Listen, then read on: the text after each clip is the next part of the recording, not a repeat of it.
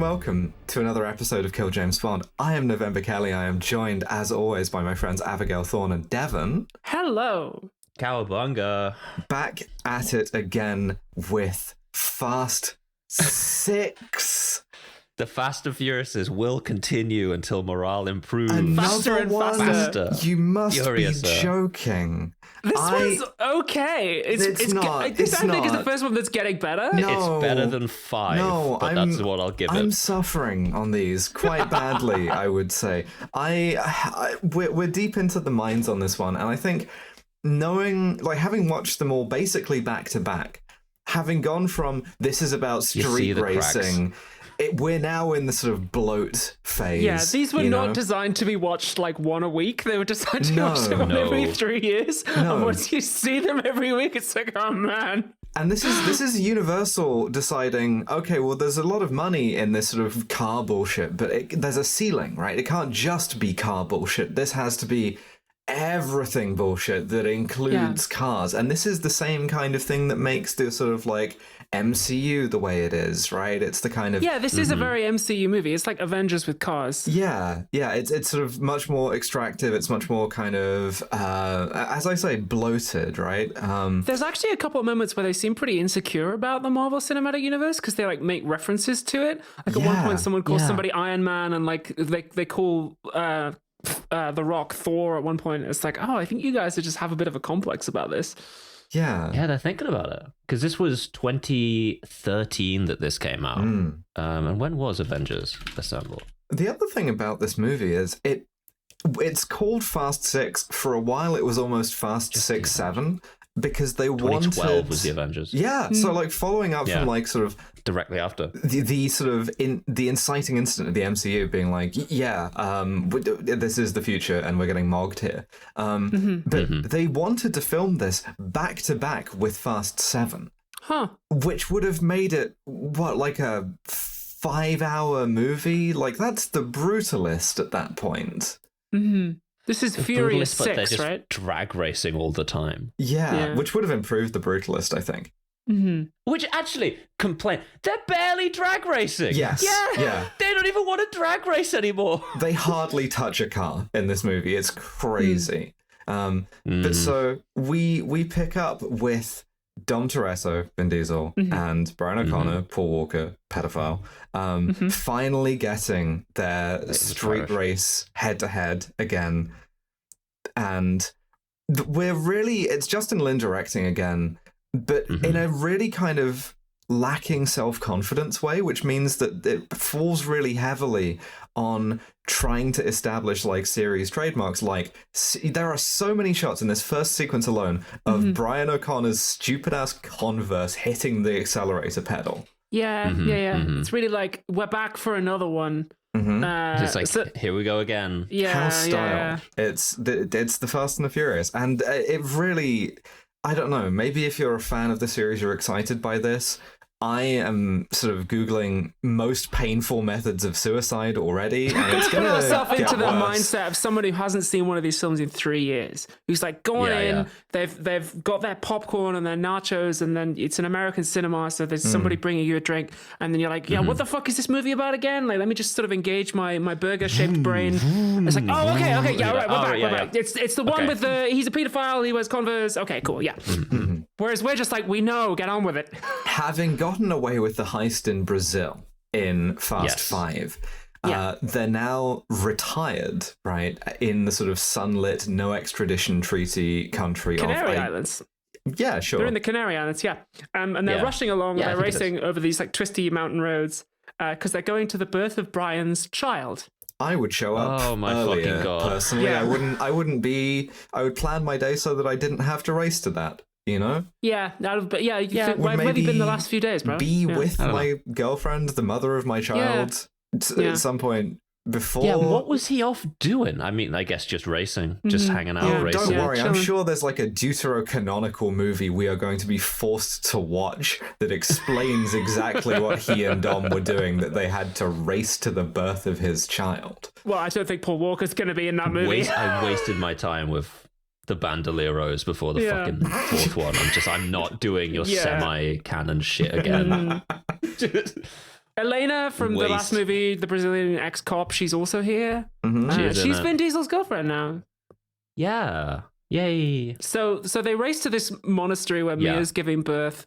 And then as Brian's about to go in, Vin Diesel's like, hey, now that you're a father, we're out of the life. Even though we already are. We're not going to do a Fast and Furious movie. Yeah. I think you will. He like grabs him on the shoulder and he's like, Marty Supreme.txt. Fatherhood changes you, right? Like, not that he would know because he's not a father, but like he's like, no, it's different because of family. Yeah, he isn't, is he? No, he's not. He is the father figure of the entire family. Yes. And that will very much become clear. Mia, meanwhile, is in the room that you flash back to your dead wife being in. Like, she's just it's all fucking white and diaphanous fabrics. Yeah. She's in the wife room. She's in the wife her so badly in this fucking movie. Oh my god, they wife her so much. She's 100% wifed. This is like posting photos of like still set photos of Mia from like the first couple of movies, like Iran before the revolution, right? Like they used to let this woman do stuff. They used to let her drive, So we get a credit sequence, which is like a previously on Fast and Furious, and we get flashbacks, sums up the entire which like shows us show. all the movies that have come so far, just to give us like. We didn't need to have watched those 5 films. It also doesn't tell you anything because like it's just like okay, there's some guys with cars, and it also serves to highlight the fact that both of our protagonists are kind of looking a little bit old now. They're quite sloppy it's like, now. oh, remember when Paul Walker had good hair? Like, yeah, 2 Chainz and Wiz Khalifa sort of mine all the previous movies for us, and we roll back all the B-roll, which is just kind of insulting at this point to be like, we had some like cool credit sequences, we had the PS2 graphics, and now it's just like, I just throw some fucking B-roll over it. But like, whatever. You remember Fast and Furious, right? It also spoils the plot twist, where it's like, oh, by the way, Michelle Rodriguez is in this movie, so not dead then. You know? Yeah. Whenever anyone, you know how we say like don't get attached when, you know, a character is about to get killed off. Anyone appears for even a second in a Fast and Furious movie, get attached. Get attached. They aren't dying. It is like Dragon Ball Z. Like they're gonna summon the Dragon Balls and wish Michelle Rodriguez back. Like Fast 9, they go to Namek. They're like, still there. I was gonna say it's like that. It's like the MCU. It's like quicksand, right? Once you get into this, you don't get out. Ever. Oh no, I would hate to be in a movie franchise that's really successful and makes loads of money and everybody has fun making. Yeah, okay, sure. Granted. It does seem like it's fun to make the movies. Yeah. I don't know. If you ever wanted to make a non-Fast and Furious movie though, then you're in trouble because you are booked for Cars bullshit. And the Cars bullshit is gonna do some shit like, oh, we're gonna like fire you out of a trebuchet and break both of your ACLs or whatever. No, they don't. They do that to your stunt double. And like, also, as an actor, I hate being booked. I hate that. Paul Walker tore his ACL doing this. They will kill you. He's just old. That's true. He got the Biden injury where he got out of a car too fast. He tore the ACLU? What? Yeah. Oh, fucking got branded. Aren't there those people who like do human rights legal cases? Well, the other thing is, if you are an actor, all that you have to do is stand around vaguely in the background of like half of the scenes anyway. It's just and you get several million. They put you into the widest jeans. Oh my god, they do this thing to Gal Gadot again where she's just like in the scene and has no lines. And I'm like, oh, come on. Gina Carano is in this movie, and about halfway through, I just started writing down what she did in every scene. Because she doesn't fucking ever do anything. She gets a couple of sick fights, and then the rest of the time, she's just like, woman is just here. Like says something. And anyway, so we go to Moscow, first of all. We go to The Rock. The famous Westminster Bridge district of Moscow. Yes, I really thought this was in London as well. It's actually filmed in Glasgow. The whole thing was filmed in Glasgow for London and Moscow. We're looking at like Thames House and Millbank, right? Like because like a heist has gone down in Russia, right? And this convoy has been hijacked. You know, the trucks have been attacked once again. Some Fast and Furious shit has clearly gone on. Yeah, someone has flipped a car through the front of MI5's building. And Moscow intelligence. The Russians have, I guess, invited The Rock to consult on this, as we find out, because he parks I believe they would. This is an interesting moment, by the way, and this is one of the only times I'll get sort of car-pilled about this, right, and have a sort of car detail for us. But The Rock's sort of armored car thing is it's a Rezvani, right? Which is the kind of it created its own market in this movie by being the Chud armored car. It's kind of a proto Cybertruck in that they sold a lot of them to people who are like, I will get like acid attacked, knife crimed by MS-13 if I'm driving around outside without something that will crush any car it like brushes up against. Mm-hmm. Oh, this is one of the ugliest looking vehicles in the entire world. Yeah, going back to the same mine as the like Hummer, right? But it's sort of built from scratch. It's a Rezvani tank, I believe. Oh yeah, I've seen a TikTok of a mum, like an American mum influencer showing her Rezvani. Yeah, this is another reason why Society as well says The Rock has one of these, because they thought it would look cool. But so it looks cool for The Rock to have it. It looks weird for Caitlyn to have it, you know, in fucking Des Moines. We can't have The Rock rolling up in a Mini Cooper. It'd be ridiculous. See that? No, I take it back. That'd be really funny. You're right on the scene in a Mini Cooper. It's like getting out of it, and it's like. It's also because The Rock is a wrestler and who is playing an action figure here. Like it makes sense in the kind of like fantasy environment, but like as we've seen, the current year is kind of blending fantasy and reality. Anyway, he's there, and as stated, Gina Carano's in this movie, and she's his Elena for this one. This is his like assistant. I don't know. I brought my female chads. Yeah, this is my girl Chud, and they do the exact same thing again, where he just describes to her that she was like top of her class in wherever the fuck, cop school. And she goes definitely. Yeah, Reggie File in cop school. You're top cop, two dicks, 10 out of 10, A star in being a cop. Hey, if you're half as good in person as you are on paper, you might have my job. And he calls her woman. He calls her woman throughout. Yeah. Gina Carano as woman. A woman I chiefly remember for her tweet that begins, "I didn't fumble the bag." Oh, that's this person. That's Gina Carano. I knew she's there was the one, something, but I like Yeah, too anti-woke during The Mandalorian and lost out on her Disney Plus like dedicated series. Yeah, so this is the way you can get out of the quicksand, is by taking a sort of far right turn. Right. She's currently doing shit like playing Secret Service agents in the sort of Daily Wire hit piece movie about Hunter Biden. So MMA against Ronda Rousey as well. Yeah. Like it's very much this is what's going on. Two cis women calling each other trannies and then throwing elbow strikes. Fantastic. But so let them fight. The Rock is like, some kind of cool truck heist has gone down here, and I'm like sitting in my seat like, damn, would have loved to have seen it. Yeah, that'd be cool. Yeah. There's only one crew in the world that can pull this off, and Gina Carano's one role in this scene is to say to The Rock, I just got word that they captured one of the guys. Yeah. They're holding him at UCL Senate House, which is Russian Interpol headquarters. In Moscow, in London, in Glasgow, incredible accents on the residents of Moscow, London, Glasgow. But The Rock turns up and he's like, Gina Carano's like, I got you 5 minutes with this guy. He's like, I only need 2. And like every single one of The Rock's lines in this movie is like some fucking move. It's all this. Like it's like later on he's like, you want to catch wolves? You gotta need wolves. And it's like, A, you don't, right? No, you don't. You need borzoi, B, like, do you have any dialogue that a normal person would say?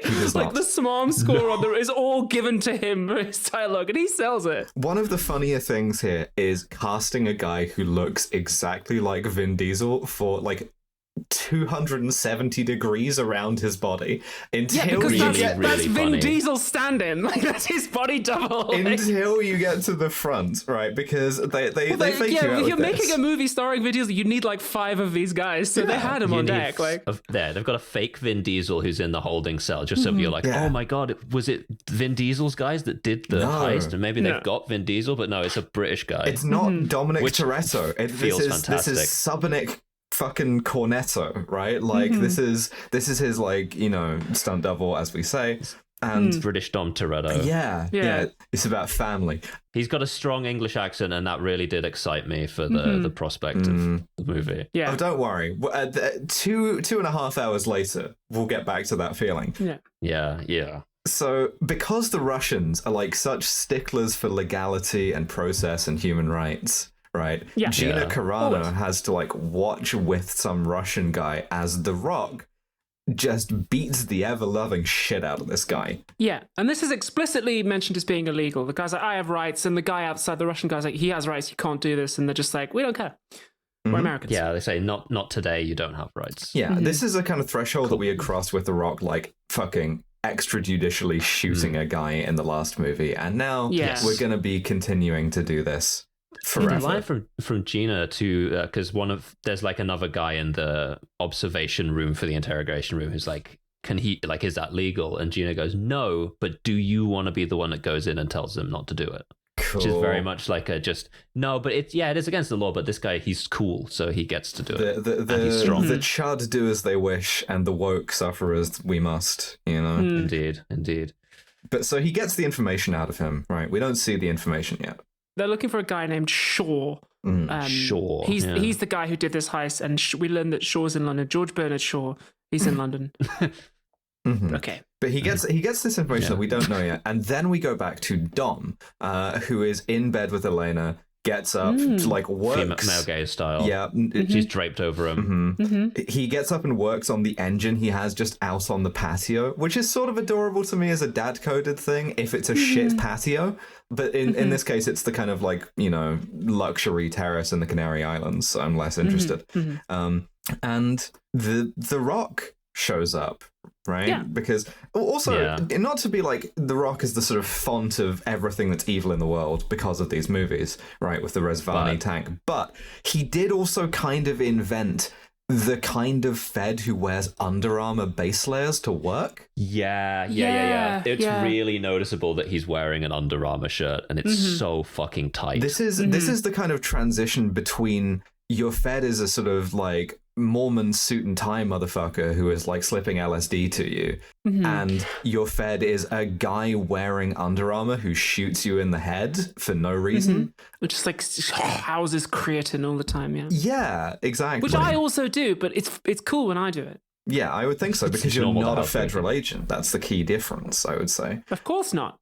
But so we're setting a thief to catch a thief, a sentiment which The Rock expresses in a dumber way of setting a wolf to catch a wolf. Yes. Yeah, which he wouldn't do. Yeah, the wolves would just hang out, probably. Like, yeah, exactly. The wolf doesn't have the capacity to understand that you want the wolf to hunt the other wolf, you know? Like, how are you training that wolf? Yeah. They're going to have sex. Absolutely. Two wolves. There are two wolves inside you. Wolf sex. Yeah. Yeah.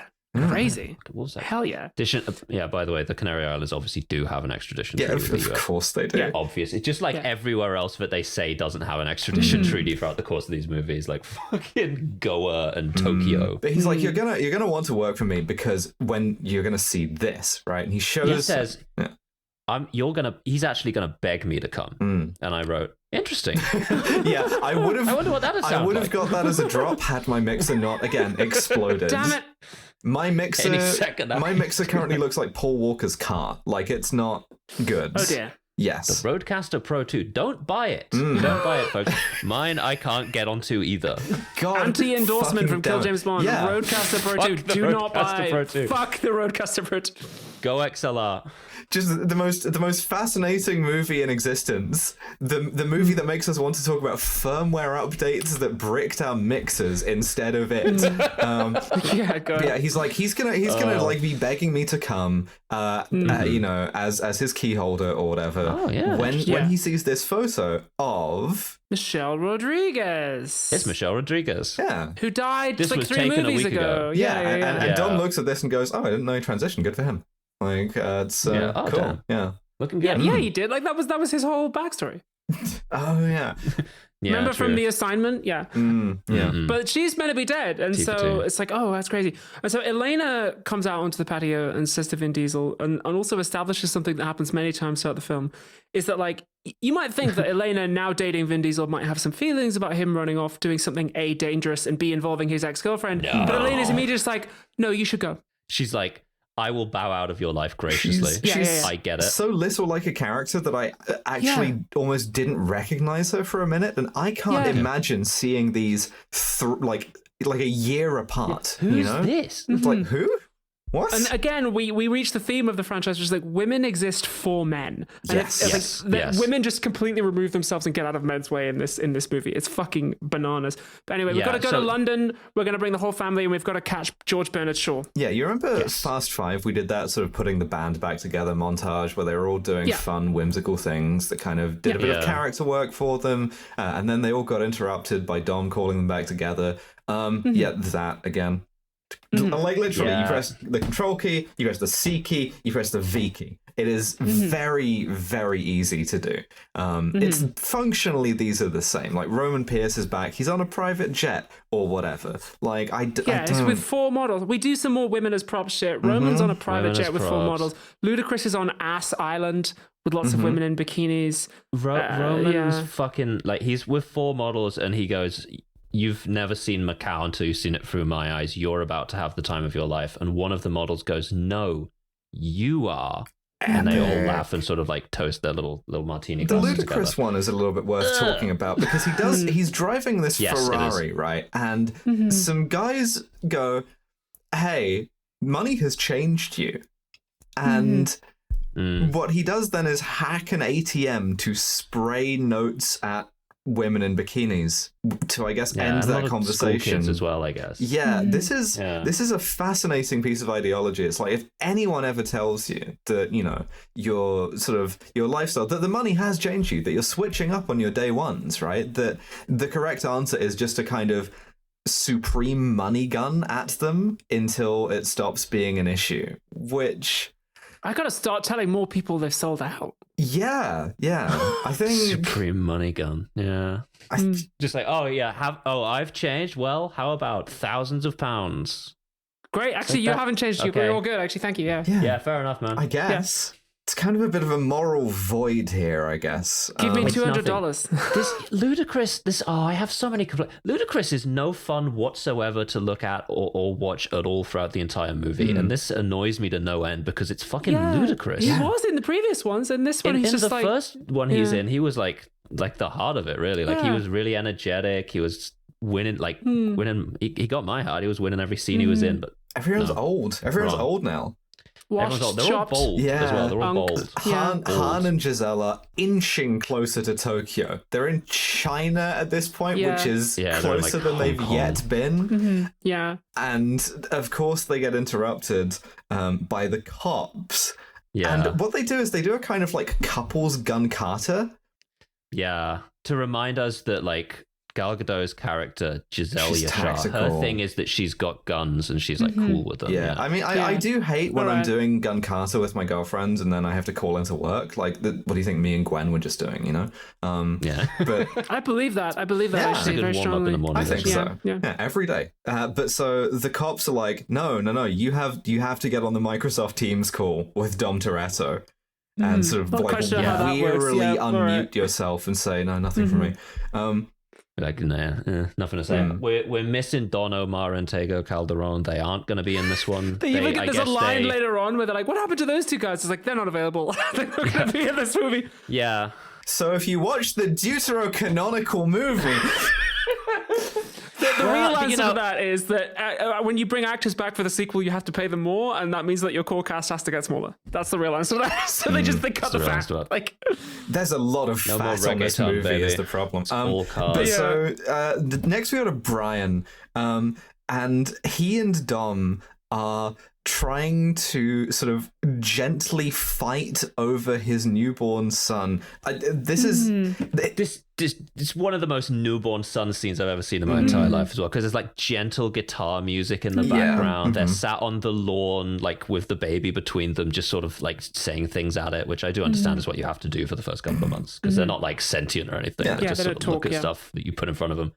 But he's showing him like a model of like the classic Brian O'Connor car and being like, you want one of these? You love a little Brian O'Connor car? And then Dom Toretto shows up and hands the baby a little tiny die-cast model of the iconic BDS Dodge Challenger. Just explaining to like a small child. Yeah, this is my iconic BDS Dodge Challenger. I got flipped like 50 times in the air in this thing. I almost died.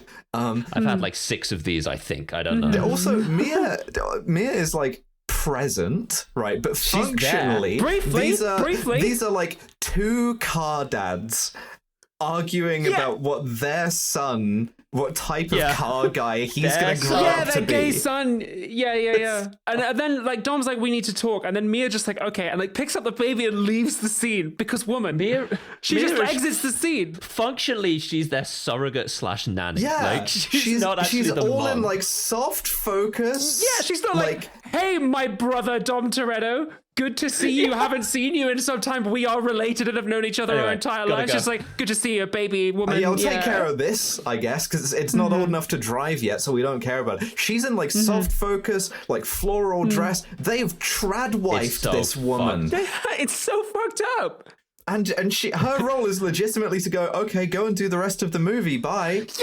Yeah. You guys go have a heart-to-heart about your life. I'll take the baby and go inside. Yeah. Just not be in the scene. Because Dom's like, you gotta come and do the plot of Fast and Furious 6. And Paul Walker's like, yeah, okay, sick, whatever. Like, Letty, we gotta go rescue Michelle Rodriguez. And then you'd think Mia would have some fucking feelings about this. Like, hey, A, don't leave me to do all the childcare with the fucking newborn. B, don't put yourself in danger of death or being arrested again for my crazy brother. But she's just like, yeah, cool, go on, be safe. I'll stay here and do literally 100% of the fucking childcare. I'll just do all of it. Also, in this scene, right, where they have the heart-to-heart, it is crazy how old Vin Diesel looks. And he's an old man. There's the thing about this, right, is he's an old man in this, but this could almost be endearing in the sense that they are letting him look it. I know there's another 27,000 movies in which he doesn't, right? Like, I know he'll get suspiciously younger. To continue being in these movies, Universal just picked him up by his bald ass head and installed him in a vat of plastic surgery goo or some kind of fucking Kolto tank from Star Wars to be like, no, you have to de-age, right? Before every movie, someone's just grabbing a hold of like his skin on his back and just get it, and then just tying it off and be like, all right, film the scene. This was the last time anyone involved in this movie looked like a normal human. It's crazy. And it's gonna get worse. I know that it is. But so they go to London. Hell yeah, I love Hollywood. Yeah, the scene is just, they go to what? I'm happy. Sorry, we go to London. London, which is going by the color grading in Mexico. And London, Mexico, Glasgow, Moscow, Edinburgh, LA. God knows. Vicky, Katrina, Barcelona, or whatever. Yeah. So they get gathered together by The Rock. Gina Carano's girl chat is so fucking funny. I'm watching her the whole time because she's doing sort of like The Rock's walk and stance. Yeah. It's really funny. She's like his mini-me. It's really funny. She's learning how to be The Rock. Yeah, it's like a very kind of like, I can only describe it as like a kind of steroid gait, right? The pebble. Yeah. Yeah. It's so fucking. So we get some backstory on George Bernard Shaw. The Rock's like, he's ex-SAS. He wrote Pygmalion and Man and Superman. Celebrated playwright. Irish he's an socialist. expert in vehicular warfare turned criminal. And they're stealing components for a big bad super weapon. Don't fucking worry about it. We're not going to get there anyway. He was in some kind of a unit, and Ludacris, whose name is Tej in this movie, says something like, "Oh damn, that unit is the truth." Vehicular warfare, top level or something. I can do some autism for this. The unit that they're talking about is the SAS's mobility troop, right? Which is a real thing. So like each of their like little troops have like a specialty, and there is one that's cars, right? There's a cars unit, and so they've genuinely found an interesting little detail to mine. To be like, oh, this guy is like the kind of the cars warrior, you know? He's cars Colonel Kurtz. Road warrior. Yeah, he knows about road war. They don't really do anything interesting with that, but they could have done, and it's I don't know. It's kind of what do the real SAS mobility unit do? They're great at pressing triangle next to cars. Basically, it's like, do you want to drive like across like 500 miles of desert to like go and shoot a bunch of civilians? Those are your guys, right? Okay. Less interesting, I suppose.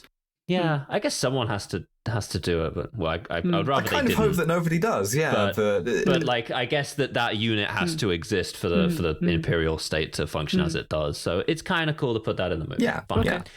This is one of those scenes where Gal Gadot is just like in the scene. There's no lines. Just there. And I legit feel Gina's sorry there. for her that she's just like T-posing in the back, just no lines. So, yeah, here's the thing. It's not that I'm saying there shouldn't be any women in the movie. I'm just saying these two specific women shouldn't be in the movie and better ones should be. And they should be given something to do. With this big of a cast, this is true of everyone. Like, if you locked in on, like, say, Roman Pierce in this movie, right? He spends 70% of it doing fuck all, right? It's very much like... and they even do the Avengers thing of kind of dividing the tasks for a kind of workflow that makes sense for a writer, where it's like, Vision... They do, actually, Vision, you distract fucking, you know, Shaw so we can get the power cube.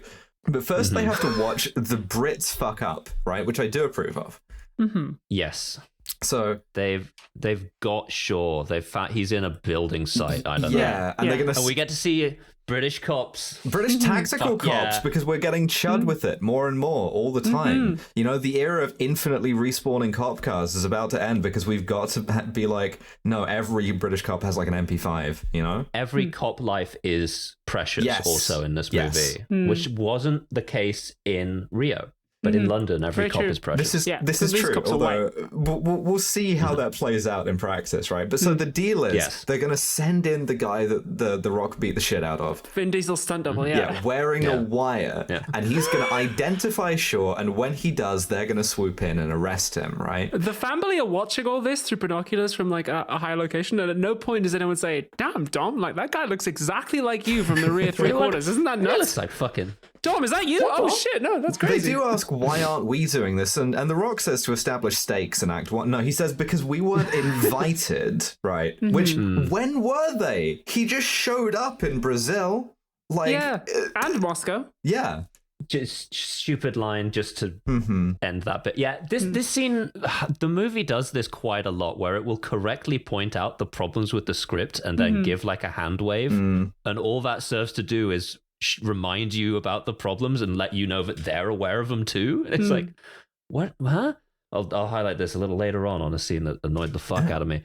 But we meet our villain. Yeah, and it's the first time the franchise has really kind of like nailed a villain, because I like Shaw as a villain. It's Luke Evans, and he's actually giving it some fucking Luke juice. Evans, baby. Yeah, he's giving it some fucking finally sauce. strikes the fucking Fast and Furious franchise. He's from Port Talbot. He's got the classic Port Talbot accent. Yeah, he does have a sexy like accent. Anthony Hopkins and Michael Sheen and fucking Catherine Zeta-Jones. The one town that just generates actors.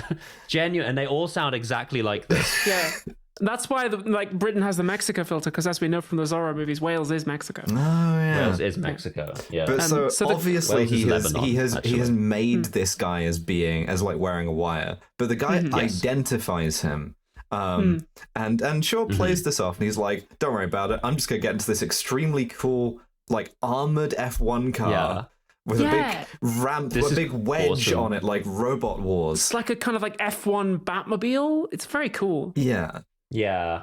It's a cool car. I like it. You've got to have one for your fucking Cars movie. Yeah, good villain car. Yeah. Throws the guy a sort of hold on. It's like, there's your payment. There's a little something extra explosive in there for you. It's really gonna blow up bombs. It's just the most like, obviously you're dead. Yeah. Obviously what's in here is gonna kill you. The cops run in. What do you reckon? The cops run in, and of course, as he sort of fires up the F1 car, he like detonates the bomb, and Holdall drives out. Yeah. He does. And it blows up the whole building. He banes the guys, right? Yeah, he I does. describe this as a reverse Bane, in that he collapses every cop in town into the tunnels. Yeah. But what he does, like, blow up every like armed police guy in London, like all of them, which is that's bad. Meanwhile, now we get the purpose for this for them not going in is so that they can be free to learn that alarms have just gone off at Interpol headquarters. So this must have been a distraction, and we need to scramble our boys towards Interpol. They made all the cops go out of the building so they could go into the building. So they could go in. The B team reach Interpol headquarters, and then Shaw's dudes open fire at them. Han and Gal Gadot take cover behind a red postbox, which we have in London. I didn't know those were bulletproof. Yeah, but it turns out. I guess they are, yeah. I don't think they are. I would not trust my life to Royal Mail. I don't trust my fucking mail to Royal Mail. Very, very, very passing sort of goodnight cross for there is one shot of a British cop just deciding to pop off and fire an MP5 out of the window of a moving car. I love that, yeah. Go a bit hot fast with it. British cop going, okay, it's It's time. like, oh, Fast and Furious movie. Yeah. He wants to be in the American crew, yeah. There's a brief part of this chase scene where Shaw is just using the ramp on the front of his car to roll cop cars at them like He's got Donkey like a Kong. super spatula, like badoing. It's cool. He yeah. just sends like 3 down the road so many at them. cop cars. Also, there's quite a few bits where the Rock, right, just drives over those cop cars, squishing cops, presumably. And we get a bit where he's like, sorry about that, boys. Yes. Yeah. Doesn't say that to the Brazilian cops. No, he but does not, no. this is the tier of allies, right? That you can be of America. Is you can be This the is the kind special relationship. where we can come to your country and we kill a bunch of you, or we can be the kind where we come to your country, kill a bunch of you, but say sorry, kind of Sorry about that. sarcastically. And also, they don't even do that anymore. I think this is weirdly the most honest film made about America's relationship to Britain. Now they just Maybe, rock up. They're like, fill my B2. Fill my B2. It's defensive. You're like, okay, boss. Yeah. Fucking. But so as they're sort of like in this gunfight outside Interpol, they discover that the heist crew has another one of these cars with a woman. Oh, Yes. I hope she's a character. She looks a lot like Elena as well, which is kind of gonna get confusing. Yeah. They get in the cars. They chase in the cars. That's most of the movie. If you remember from Fast 3, the car PG, the thing. Yes. The car PG was in Fast 2. Yes. The thing that you fire at a car to like fuck up its shit. It was a Trident. Yeah. The electric psychedelic pussy. Yeah. It fucks up your car. Yeah. Yeah. Roman gets taken out. Yeah, the car full of muscle, which includes Joe Taslim. Love that guy from the Raid. Yeah. I was so excited to see Joe. I was like, oh, thank God. I hope he gets to do stuff. From the Raid 2. Yeah. From This is a movie made for YouTube clips, or like TikTok shorts. It really so is. like he gets a TikTok shorts worth of stuff to do in this movie. But so yeah, they fucking car PG everyone. They flip over Paul Walker's car, which historically has not gone well for him. Yeah. And then a mysterious Dodge joins in the chase and slams into Vin Diesel. And as Shaw is getting away, The Rock does a thing where he jumps onto Shaw's car and then falls off. But then a really cool move that lasts for like a second. Yeah, Dom and this Dodge pull over, and it's Letty. She gets out. Dom's like, "Oh shit, Letty, you're alive!" She shoots him, drives away. Yeah, cool.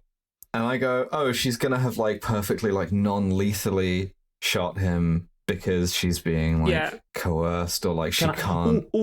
Yeah. Like point of American chauvinism about the British. In this chase scene, I've just seen it. All of the cars go around a roundabout, and then The Rock just drives directly across the middle of it. Okay, that is pretty good. Okay, that's funny. That's funny. So we get a scene with the gang back together where they're like, oh shit, that was crazy what happened, because this movie does kind of conform to a later Netflix standard of movie making where it's like, you gotta do the thing, then say the thing, right? You have to, yeah. Dom does self-surgery to remove the round, and I'm like, I didn't know you could do that. Yeah, my favorite part of this is where Ludacris goes, this is crazy, this isn't like Brazil, this isn't what we do, but it literally is. It is. Like every movie, it's gonna be every movie going forward. Also, one of the dynamics that the movie thinks is fun is banter between Tej, Ludacris, and Roman Pierce. This is what they get reduced to, unfortunately. But they wrote one joke for it, which is that Roman Pierce has a big forehead, and then they go back to that. Honestly, one of the smallest foreheads in the room. Yeah. I don't want to. It's a room of very bald men, is the thing. Almost everyone in the family is bald in a way that's really funny. If you're bald, it's not even, your forehead kind of goes all the way up and round. Like, it's like, why make fun of him? He doesn't have any hair. Like, it's all forehead. That's the point. It's forehead all the way. It's like 360. Dom issues the kind of fatwa on Lessie. Dom shows that he is Car Jesus before turning the other cheek harder than anyone ever with the line, family is family. You don't turn your back on family even if they have. Yeah. Which is not I would say, Which necessarily a great. I don't know that that follows, less. really. No. Also, if somebody shot me in the front, I wouldn't turn my back on them either, you know? It's just sensible. Yeah, it's sort of like you need to stay in these kind of family relationships, even when they, for instance, shoot you. Well, to be fair, questionable. Woman Understander has a line that's just like, generally when a woman shoots at you, that's a good sign to back the fuck I would off. say so. That's kind of And I agree with that. affirmative opposite of consent, you know? Like, Yes. Yeah. Affirmative dissent. Yeah, very good. Also, this is the movie where like the meme starts to take hold, because like every line that they have between each other in the base is using the word family. It's like, it's comical how often they're like, it's family. You could do a supercut of every mention of family in this movie, and it would be like 20 minutes long. The Rock gets a line which is verbatim, and I should have got this as a drop had my mixer not exploded. Don't make me go over there and make you team pussy. Which What? No, Letty says that. Letty says that fuck. later on Okay. to someone. Oh, you're right. I wrote that down because of how obviously she's experienced being put onto Team Pussy before. Right, the reason why this happens is we get kind of matched scenes of the two we do families learning about each other. We meet the evil family. Letty rolls up. There's a guy right by the door whose name is Ivory. Get attached to Ivory. She says, "Hi, Ivory," and his one line is, no problem, treacle, with regards to... It's a real Mitchell checking the perimeter moment, you know? We love Ivory. Letty likes Ivory a lot more than everyone else does. Always in our hearts, Ivory, you know, R.I.P., gone too soon. How do we feel about the counter family? I liked that the movie was like, because everyone in the family has a sort of like opposite, like a negative double, which I liked until the movie explicitly pointed it out, which Roman does in the following scene. I'm like, it was better when it was just implied. In fact, they do this in a really interesting way, because as the real family are learning about the evil family, Ludacris says, "Hey Brian, you're like this woman. You're the this woman, right? That guy's me, that guy's you, that guy's this other guy, and you're this woman. So I don't know what I feel about this. To be like, he just runs down the line, and like the matchups are uncomfortably racial in his mouth. Yes, when he's like, this guy's just like me because he's black. That guy's just like you because he's black. And this one, he's Asian. So Han, that's got to be you. And it's like, don't do that in the movie. First of all, no. And don't have it pointed out if you do it in the movie. I think this thing about like the kind of narrative structure of good family, sort of like corresponding opposite number family, was done better by Shaun of the Dead. It was. But I do like the implication here that the inverse Vin Diesel was that guy from earlier who was Vin Diesel's stunt double. They just also had a fucking Vin. So they also are like, we got car PG'd, so we're going to need old cars that can't get car PG'd because they don't have any like electronic controls. So we're going to send Ludacris and The Rock to like a car event, car party, rich car party. This is where we get women's asses as set dressing, but brackets posh British edition. Yes. So these women don't have their midriffs out, but they're just wearing like nice cocktail dresses. All legs. Yeah. And so they get a little bit of banter. And here's something else that I noticed. This movie is getting this franchise rather is getting both more misogynist and meaner as it ages, right? Because it really is. Ludacris explains the concept of owning a car to The Rock, and he's like, owning a car is like being married, except, and this is verbatim, with cars, when you trade up, they don't take half your shit. Fuck. What's up? Fuck you. Oh my god. Yeah. Remember Suki? Remember when you had a girlfriend? Remember when you were in a relationship, like a nice relationship? What happened to that? No. He traded up. It's just an authentic thing of like talking to sort of like a man of a certain age who will just be quite nice and then just let drop the most virulent misogyny you can imagine about his like bitch ex-wife. Yeah, right? It's like, you just dehumanized half of the people that there are, brother. Yeah. Okay, you better not walk under that half of the sky anymore if you know what's good for you. That's what I'm fucking saying, bro. Yeah. They hold up half the sky. You can see the seeds of our current sort of like incel Reich here, being sort of like smuggled in. But so they're about to like buy the cars, and then we have to suffer a crime against the British people, right? Yeah, a character from Johnny English fucking walks into the this scene for some fucking reason. This is like if you made C-3PO a human, some kind of like catty British gay guy who's also racist. So on the nose, yeah. Yeah, I love the idea of racist C-3PO as well. Like he's fluent in over 6 million forms of communication and could say slurs in all of them. He's George Lazenby from Man from Hong Kong. He's learned your language so he can call you some kind of Ewok slur. That rules. He walks up on these two and he assumes that they're kitchen help, which is insane because both of them are massive, Yeah. And then says, obviously you've got no bitches. Mm-hmm. You've got no honeys, shit like this at the both of them. And like the movie is just so it's so like, oh, we're gonna teach this snobby Brit a lesson. Also, this is not the way British people are racist. British people are racist usually in a plausibly deniable way, or at least posh British. Yeah, this is a guy. Yeah, I'm sorry, I'm still laughing at racist C-3PO, and now I'm realizing that the reason R2D2 beeps is because it's all just the word. Yeah, I thought it was fucked up that that guy has a shorter, rounder friend who is like so racist they had to like censor all of his lines.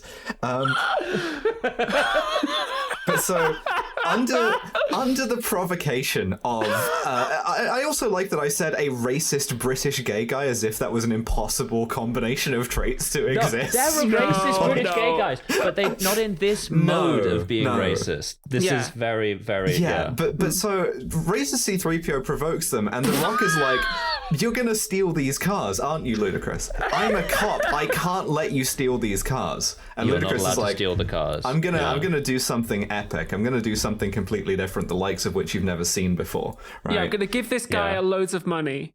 Yeah, great. That'll show him. Yeah. Yeah. We do later find out that the way that he owns this guy is just buying all of the cars. Yeah, we'll talk about that. Buys all the cars. We'll talk about it across town. We get to a scene. All right, so they've sent Team 2 out to go and find out some where the stuff Batmobiles were made. Who made the Batmobiles? That's how we'll find it. Right. So we've got Han, we've got Roman, we've got Giselle, and we've got Gina Carano, who I never bothered to learn the name of the character. No, Chudlina or whatever. Yeah, Chudlina. Yeah, they got Chudlina. And they're looking at this guy who's just shooting harpoons across like a sort of train yard. Docklands warehouse, yeah.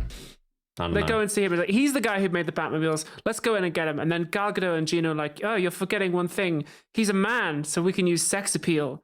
Okay, but here's a problem, right? Yeah. Some men are gay. Some men are asexual. Some men simply aren't attracted to anorexic war criminals. But they go in with the full confidence that he is just gonna like just open up. And so 2013 it was a lot less common to not be attracted to anorexic war criminals though. Yeah, that's very much in vogue. That's weird, but it's true. Yeah, Jesus Christ. Yeah.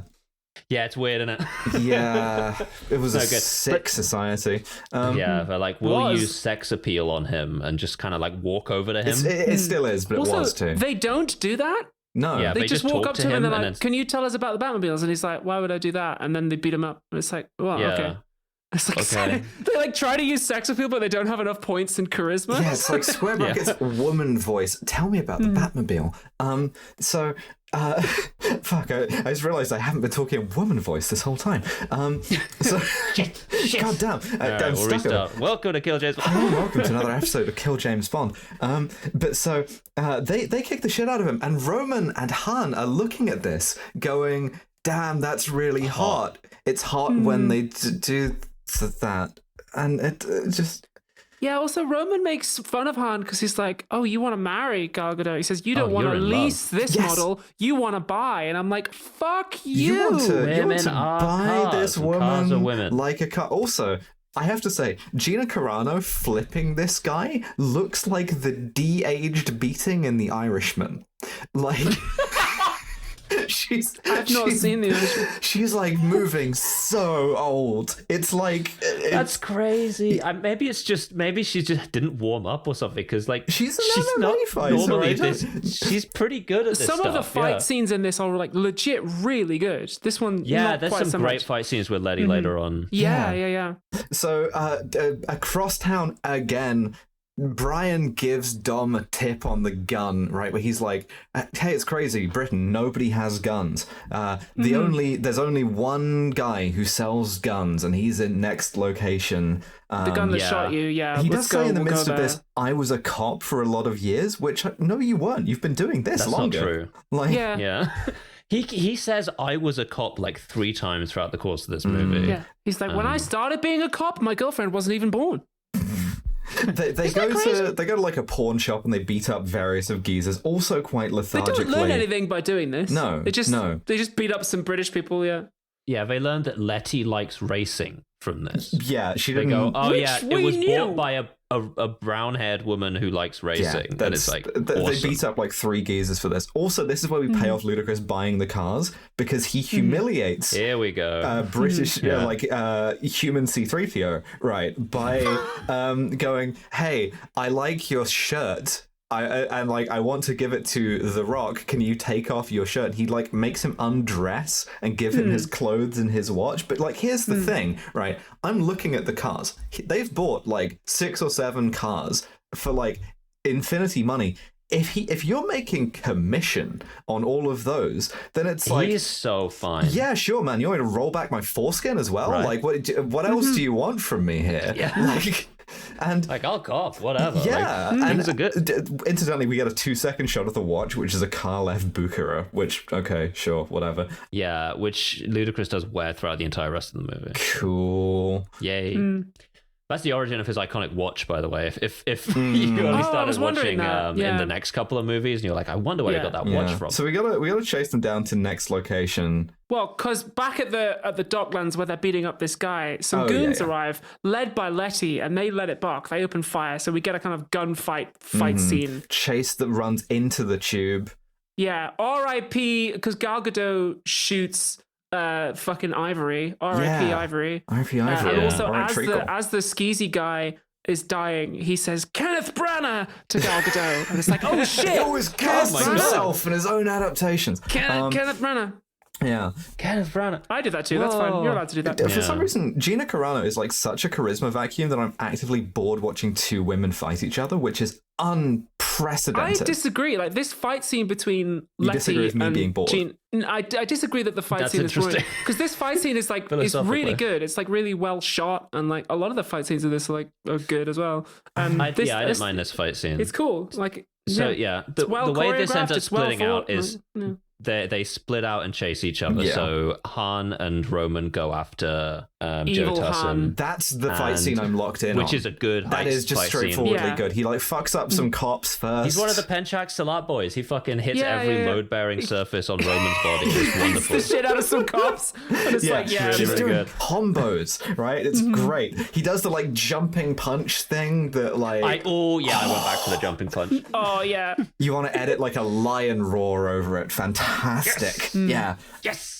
And that's intercut with the other fight scene, which is Gina Carano has caught up with Michelle Rodriguez, Letty, and they're having a fight, which is pretty good. Like it's in a tight space. There's a bit where Letty is using like handcuffs, like knuckle dusters, which was relatively sick. Yeah, it's cool. It's creative. I think that would really hurt your hand, but well yeah. shot. Yeah, probably.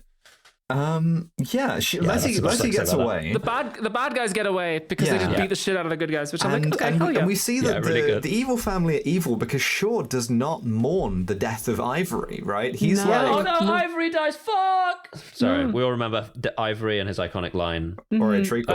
treacle. treacle. Yeah. Yeah. Yeah, me no. when I'm asked to grade the treacle I'm eating. it's all right. It's okay, treacle. Shut up. Oh fuck! They could have done it at the Lyle's factory. It's only just down the road from you. They don't give a but shit. Letty is upset about it. Letty's Yeah. like Owen Shaw goes like, "That's a shame." It does. And she just goes like, "Oh well," or something like that. And Letty's like, "Oh, is that how you're going to eulogize me when I die as well?" It's a shame you've got amnesia. Oh, also, Letty has amnesia, by the way. That's why she's Yeah, and we forgot to we mention learned this. that in the next scene where he comes in and goes, "You know, I really like you. Ever since I found you in the hospital with amnesia." Yeah, ever since I Metal Gear Solid 5'd you. Best every possible time. explanation. Like, no coercion, no, like, character conflict, just amnesia. Love it. Every single time a fucking rider goes, "Fuck it, amnesia plot. An angel gets its wings. Honest to God, it's some All My Circuits whatever. shit. She doesn't remember. You know what this is, though? It's not All My Circuits to me so much as it's wrestling, right? This is a wrestling plot to explain a heel turn. It is. It may as well be the kind of like magic powder getting blown in your face, right? Like, and this movie, this franchise even has gotten so much more wrestling aligned since The Rock started being in them, right? I don't want to lay it at his door necessarily, but it's like correlation, I think. But so, I think so. Yeah. Brian has to go to jail in the US undercover. Because Kenneth Branagh, the villain from like the third or fourth movie, he's somehow involved in this, but he's in prison in LA, so we got to go there. By the way, you might think, oh, Gal Gadot, she worked for Kenneth Branagh. Does she maybe have some like internal conflict or some thoughts about the fact that her old boss and former employer is now revealed as a villain? Is she maybe going to be involved in the plot to find out what's going on there? Nope. These are great questions. Nope. She's just like, he's my old boss. No thoughts about it at all. This guy used to be my old boss. Anyway, so Brian goes up to Dom in this scene and like leans in front of him with like his hands clasped before him and goes, "Let me go and make this right. Let me go to prison and find out what Braga knows, I guess." Yeah, and Dom is like fucking only you can tell yourself whether or not it's cool to do one hand clapping or whatever. So he clearly doesn't care. Yeah. When there was one set of tire tracks, it was when I drove you. It was a unicycle. It's the clown car shit. So he goes to the US. Shea Wiggum, the like FBI agent he beat up last time, is Agent Dickhead from the Stasiak has decided to put his entire career on the line, getting Brian O'Connor into jail for no personal benefit to himself, and he asks Brian directly, "Why am I doing this?" And it's not a good idea to highlight for me, but you're right, movie. There's no fucking way he would do that. The only reason this is plausible is some kind of deep, unrequited love that he has that he's too scared to sort of tell Brian about, you know? Paul Walker tells him you'll get the credit for taking down Shaw, which he does not. No, he doesn't. No, he doesn't. It feels like Shadow Recruit, honestly, and how like the plot only works because you wrote it so that it works. Like this is a stupid fucking idea, and nobody. I'm gonna have to stitch this together because they keep cutting back and forth. So we'll just do the bit in prison, right? Braga thing. Yeah. So like Braga like has all the cameras shut off, like he's about to kill Jeffrey Epstein, and then he comes to his cell with like two goons with shivs. Also, Paul Walker's put in solitary confinement, and his cell is significantly nicer than real American solitary confinement prison cells. Like it's so much nicer than the real thing. The second we see like an establishing shot of him lying on his like sofa bed in the solitary confinement, there's a fucking toilet there with slightly yellowed water, and I desperately want to have been in the conversation where they decided how yellow to make the water in that. What's today's piss color? You get in the room and piss first. It needs to be piss, but he can't be too dehydrated, otherwise that's a bad role model for the kids. So Braga kind of taunts him, and we get a retcon of Braga's plan to shoot all of the drivers who are smuggling his drugs into the US. That sort of makes sense, where he's like, I work for... Shaw is like Moriarty, damn his eyes. He's the Napoleon of crime. Listen to Be Gay Solve Crimes, BeGaySolveCrimes.com. And like, I knew ahead of time because you can listen to our me. Nega family. Exactly, where we don't care about each other and we're evil. Dev, have you listened to Be Gay Solve Crimes? They've got like a Devon, and they've got a me. Devon? Yeah. There's a Devon and there's a me. And then it's November. No, November is November. I'm pretty certain I'm the Devon of Be Gay Solve Crimes. No, November is November, and then Lucy is the me, and then Mia Mulder is that Devon. I haven't listened to podcasts for last week because my fucking phone broke, so I'm fucking raw dogging life. Just everything's fucking dying. It's all diminishing. I don't know. Listen to Be Gay Solve Crimes. Yeah, you should. I think we're different people. But so I think so. Braga is like, think so. Would you fuck your Be Gay Solve Crimes double? Well, it's which one of them is mine? So Mia Mulder? It's never crossed my desk. I guess. I don't know. But so committed monogamous. Doesn't matter.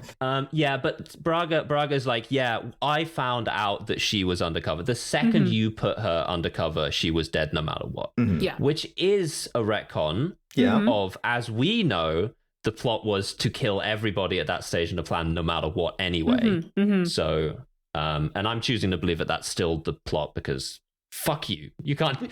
You're pretending that I won't have seen this movie for like 6 years or something. Yeah. No, I saw it last week or whatever. I have a memory. I remember. So they have to like have a fight. It's fucking, they have a little fight. Yeah, It's good. It's well Brian filmed. does the cool thing where he goes like, if this door wasn't between us, I'd fuck you up. And then they open the door and he has a brief moment where like there's a like dog barking through the glass door or something. Where he goes, But so he beats up the goons and Braga's like, you're not gonna do shit to me. So he stabs him in the leg with this shiv, and Braga is Torture. like, next location. We don't I really guess. know. We don't really learn anything. You don't get close to shore unless he wants you to. That is the one line that we get that matters. We from don't this really entire learn fucking anything plot. other except that like when they tried to kill Letty and failed, she got amnesia and they recruited her. It's like, yeah, okay, we can't. We like we I already assumed knew that. What we learn from it is we don't learn this yet, but if you have like two brain cells to bang together, you learn that Gina Carano is Shore's like sort of undercover, right?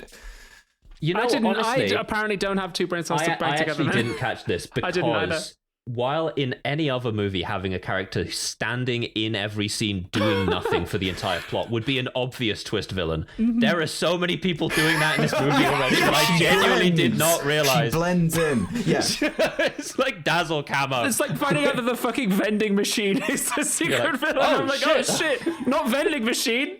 The reason why is because she's new in this movie, right? Because Yes, of they don't course, have the of courage course. to make someone who has been around longer the secret twist villain, right? Like it should have been Gal Gadot. It She should used have to been work Gal for Brett. Gadot, Whatever. obviously. Yeah. Whatever. They barely even like recruited her. She just kind of showed up anyway. Gal Gadot's present. Roman is doing some bullshit. He does some like silly bullshit. Yeah, he primarily just makes things harder for people throughout the course of the movie. Like he doesn't help. He does almost assassinate Han with a grappling hook. Additionally, Ludacris Tej, he's cute. He's become cute Yes, over the he's course of caused the cute. movie. He's cute now. Forced So just jot that cutification. down. Yeah. So He's cute. Dom decides to like go to one of the famous Somerset House street racing meet in London. Yeah. Okay. And this is where we get the meat market shots that I hate so much. Midriff. This is it. Yeah. It's not as bad as it has been. It's not as bad as it has been. This But is it's probably the still- tamest version of this scene we've ever that we've seen but so far. It's no good. Because these still. women are like meant to be white and British, and therefore it's not acceptable for us to sexualize them too much. There's something I notice about Letty here. About Michelle Rodriguez, the way she's playing this. She can only really sell amnesia by looking kind of perplexed all the time. Huh? So like even when Dom sees her and she's just talking to a guy, she's kind of like frowning a bit like, huh? Well, yeah, she's playing someone who has had a major head injury, and I'm like, okay, yeah, I guess so. Two things to observe about this scene. I can't believe I didn't catch it earlier, but cars being as low as they are means that you can frame them up in the shot, like top to bottom, and you never have to see the top half of a woman at all. Yeah. Like it's just all TNA. The second, the commitment this series has to having multiracial street racer gangs means that there is at least one guy in the background of this surrounded by women, and he is dressed as, and I can only really describe it in these terms, the barbarian Mongolians from the start of Charlie's Angels 2. There's a guy dressed like that, and I'm like, interesting. I would not race the Mongolian Khan for like. I'm not racing that guy. I'm not racing that guy around London, Glasgow, Moscow. Yeah, also, The they great Khan is amused by your skyline. They passed the scene attack like 3 times. Yeah. So respectful Don pulls drift. up to start doing the race. Letty pulls up next to him, and she goes like, "You're a jammy cunt," because this is like a seduction, right? Yeah. Don has to I kinda re-seduce like Letty this through scene.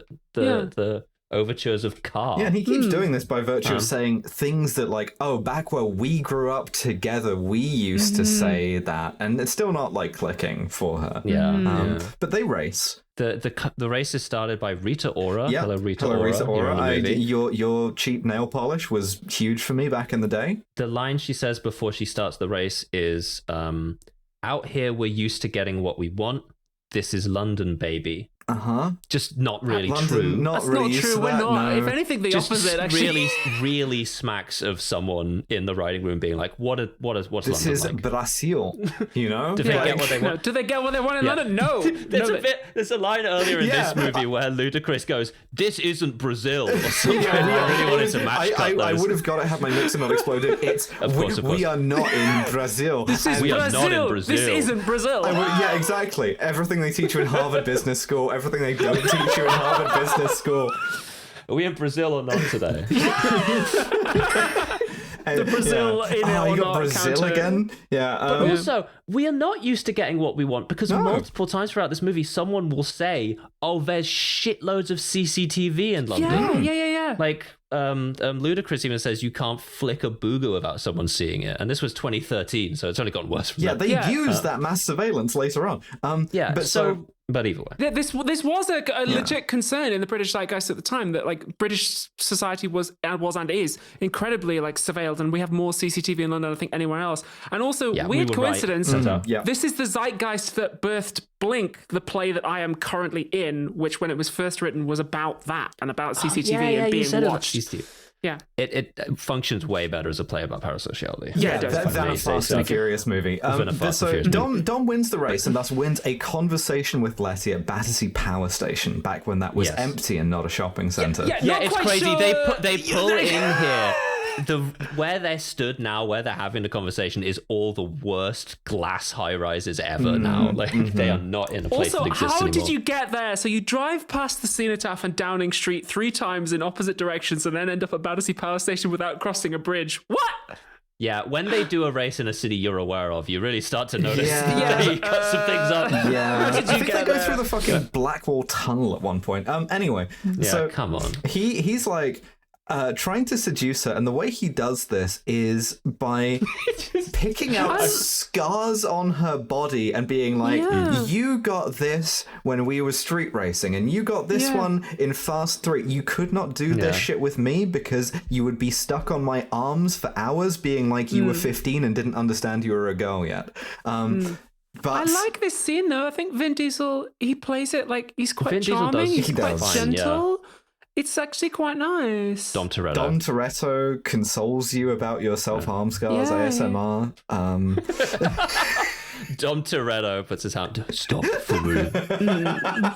Dom Toretto getting a semicolon tattoo with you. Oh my God. Dom Toretto doing To Write Love on her arms. I did fucking hell. And then, But he says, you got this scar when you were force-femmed by Sigourney Weaver in that movie.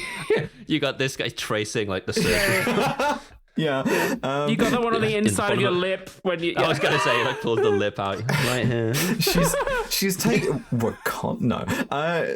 so she's taking all of this remarkably well, right? She's into this, but she still doesn't know if she can trust him, right? And she's like, "You're crazy. I'll see you around."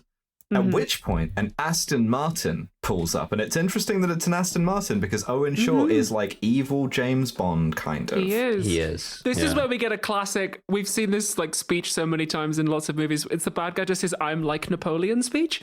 It's like, I rule and you suck because family is dumb. This one is fantastic because he's like, I hate family. I hate the concept of family. Family is a weakness, right? Family. I love disloyalty and switching up on my day ones, right? And by the way, I have a brother. Just write that down. Marty Supreme.txt. Like, I guess he's also Welsh. Yeah. But here's the thing, right? I legit can talk about the ostensible ethos of our podcast, right? Which is killing the James Bond in your head here. Totally. In that, this is something that is real, right? That you can try and kind of deliberately burn out all of the kind of empathy and human connection in your life in order to become epic, right? In order to become Mr. James Bond man. Yes. Whether that's literally working for MI6 or, I guess, stealing cars or just whatever. Missiles, it is a very stupid but very, like, real form of masculinity. And,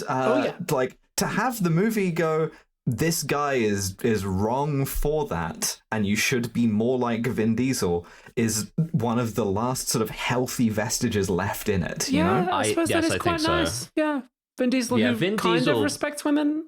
Becoming the main character has been helpful to the Fast and Furious franchise. It has. Can we talk about that? This movie wanted Brian O'Connor dead earlier than he did. Actually, this movie would have loved it if he could have gone out before they started filming Fast and Furious 6. Because what does he actually do? Yeah, it's low-key sus that Brian O'Connor is go to prison. Like, did you kill him? He was a cop a couple of times. He goes to prison to find out something that we already knew.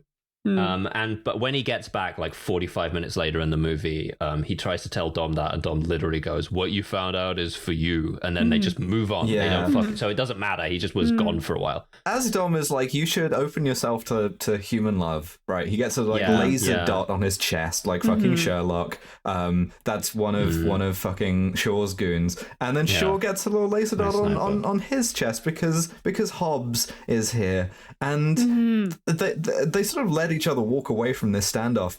It's interesting to me because Hobbs has just killed a guy for no reason before.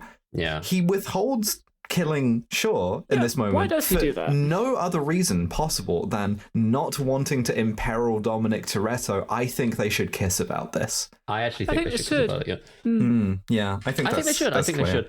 I mean, look, I did like both of these scenes, but the fact that they occurred back to back and uninterrupted does mean that there are 7 uninterrupted minutes at the halfway point of this movie that is just people explaining each other's backstories to them. It's very just Dragon telling Ball them Z. about each other. It's like John Toretto is powering up. Just standing around explaining why each other are cool. We have a 20-minute flashback to his father on planet Vegeta. Like, there's a really funny scene, Ridiculous. right? If you did put together that Gina Carano is sort of like undercover for Evil Family, where she lures The Rock out to like a secluded location by picking out, oh, that's his hideout or whatever, and you go, she could have popped him in the back of the head at any time. Anytime. True. Write That's this down. very Remember this. There are true. so many times where she could have easily revealed her betrayal to great personal and professional benefit. Remember she also this. could have led him to a location that wasn't their real hideout. Yeah. Because they get to the hideout and then like Shaw's already cleared out and The Rock finds like a residue that they analyzed that says next location on it. She warned them, but like not enough to like lead him to the wrong place or just kill him. Anyway. Yeah. It is worth briefly tracing the path of Dom Toretto's iconic blessed amulet that grants you immortality, because he hands it off to Letty during this scene, and then afterwards she gives it to Owen Shaw after he like approaches her after they finish the scene where Owen gets chased off with the fucking sniper rifle. He directly goes to Letty and is like, "Remember the stakes." And she goes, "I remember the fucking stakes." Yeah, she's like, I'm on side. I'm gonna kill that guy. So he's like, "When I tell you to kill him, are you gonna kill him?" And she doesn't say yes. She says, "Look at me and tell me." I forgot to even talk about the MacGuffin. Yeah, talk to me about the MacGuffin. Yeah, they're building a super weapon. It doesn't matter. It's a nightshade device. They got a little chip, a computer chip, right? So here's the thing. This is the funniest detail in the movie, right? Next location, final location, in fact, is Spain. Right. And so The Rock tells everybody to like go to Spain, and he tells Dominic Toretto, a man that he last met in the Dominican Republic, speaking Spanish, to brush up on his Spanish. Yeah. He only hangs out in the Spanish speaking parts of the world. He was in the Canary Islands earlier. He was in the Dominican Republic. What? He probably speaks pretty good Spanish. Brush up on your Spanish. Brush up on your Spanish. But the reason why is because Border Patrol identified Shaw's men crossing the border last night, which means the retrospective border control strikes again. Once again. Yeah. Gotta get lower latency on your border software. Watching it on a time delay, just being like, oh shit, that's oh shit, that was Shaw a couple of hours ago. We like to give people a sporting chance. He was driving so fast is the thing. Oh shit, that was George Bernard Shaw. Doing a red-shifted border patrol sort of checkpoint. So there's this NATO base that they work out the MacGuffin is at. It's just this kind of nebulously It's not any nationality. It's just NATO in general. That's very They interesting. say that it's in Spain, and allow me to tell you, that is England. That's Britain fucking moment. England. Yeah. That is Sorry, RAF English fucking Scoutton or Holy shit. something. Yeah. It's all poured concrete, and the sky is grey. It's the grey it's been since Christmas. It's that sky. Like, it's just out there. Glasgow, London, Spain. It is RAF Bentwaters, apparently. Okay. RAF Bentwater. Or RAF Bovington. Anyway, not important. But so also the guy in charge is this kind of nebulously woke European whose name tag says Rolfs. So Yeah, I love that. I guess he's called Rolfs. Yeah. Cool. Yeah. So the final component of the device is there. They find one of Shaw's men trying to sneak into the base, and then the Rock's like, okay, we're going to move the component out of the base in a convoy. And again, he has all these like fucking lion-ass lines where he's like, move the egg out of the hen house and wait for the goddamn fox to arrive. And it's like, foxes don't eat eggs, you fucking... Foxes eat chickens! Don't eat the damn thing. I think a fox might enjoy a nice egg. Anyway, the gang, on their way to the base, figure out that what they're doing. He's gonna heist the convoy, obviously. It's family stuff. He's stealing their moves, right? Like, this is... Shaw is a Carmen. And as a Carmen, he is part of a sacred bond to always fuck with like the movement of goods by truck. Yes. At any time. Italian possible. job, you know? It's you got to hit the convoy. You got to hit them while they're moving. You gotta assault the truck. They do. This is one of the most fucked up truck situations I've ever seen. This is by the way. Although evil Han immediately wins a technical Kronstein because he climbs on top of a Jeep and then uses an assault rifle to shoot down through the Jeep and kill both the guys driving it that he's standing on top of. It's pretty good. Incredible. It's pretty Love good. it. But so as the gang arrive, it's just in time for the truck to be perfectly fucking eviscerated. By its contents of tank. This is sick. This is sick. Renault Magnum harmed, sadly. Also, a couple of really nice Defenders harmed. This is sick, I'm afraid, yeah. They're in a tank. And you get a couple of great trailer lines where Ludacris goes, they're in a tank. Great. We need more alphabets. We need more alphabet. Yeah, we need a plan B, C, D. We need more alphabets. Cyrillic, you know? Stupid. Also, I think as they're sort of driving in this tank down this sort of Spanish motorway, I'm reminded of Just Cause. You remember those games? Particularly winching shit together with cables, which is also a big factor in this. I'm not sure which stole from which, but so as the gang show up, Owen Shaw is like, they're all in the tank. Letty's frowning a bit, feeling a bit discomforted. And as a former SAS officer, the urge to start just killing civilians because you're bored kicks in. Yeah, he's driving down the correct way of the road, then he goes, fuck it. What if we just fucking planted an AK on this guy, you know? Whatever. And he just starts running over cars, and they're getting crushed to fucking... We see one person jump out of a car, and then it gets crushed, so... I guess there's some like plausible deniability, but there's no plausible deniability whatsoever here. Let me be honest. But like Letty is like horrified because he's killing people. She's like, you don't have to do this, and he's just like, it's like, why are you doing funny this? Though, but it's funny though. It's not England. This is a different. We can just kill civilians. So this is Spain. This is not Brazil. So Roman's car gets like sort of chewed up slowly by the tank, but they attach it to the tank with like a cable and use it as like a sea anchor to like... It's kind of sick. They're going to shoot Roman with the tank, and he brakes hard and like pulls into underneath where the gun is. Gets like trapped against the front of it. Yeah. Paul Walker does a sick jump to jump in there and get him. Yeah, pretty fun. It's like it is a fun sequence, and it's on one of the most like closable roads I've ever seen. So they just really like they have freedom here. Gal Gadot and Han are like trying to get onto a truck full of bad guys, and Gal Gadot ends up like hanging off the side and nearly gets killed. And this is where I can reveal that Gal Gadot's stunt double for this movie was Tilly Powell, who was my stunt double in House of the Dragon Season 2, who is really, really cool and really nice, and was supposed to be my stunt double on the big action project I shot last summer, but couldn't because she got injured. So shout out to Tilly Powell, who does great fucking work in this movie. Good stunt double. Nice. But coincidentally, my stunt double for the big action thing that I shot last year was also Gal Gadot's stunt double in Wonder Woman. So They're saying you look like Gal Gadot. They are saying this. They are saying that there's a bunch of from the rear three quarters. You've got to start doing the accent lady. at this point. Yeah, from the rear three quarters. Apparently, I've got a that's double. awesome. We got like a very short Fast and Furious number. Yeah, we're like right there basically. Yeah. Then so we get it textually. They have no plan. One of them says something like, "Let's improvise," and then they start doing Fast and Furious shit. Right? Let's get Fast and Furious. Let's get fast. The tank ends up getting like flipped over frontwise.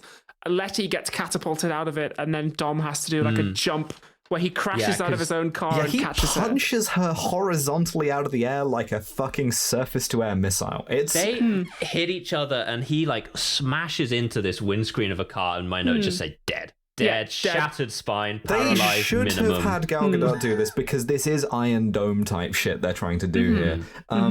Getting that shooting missiles out of the air.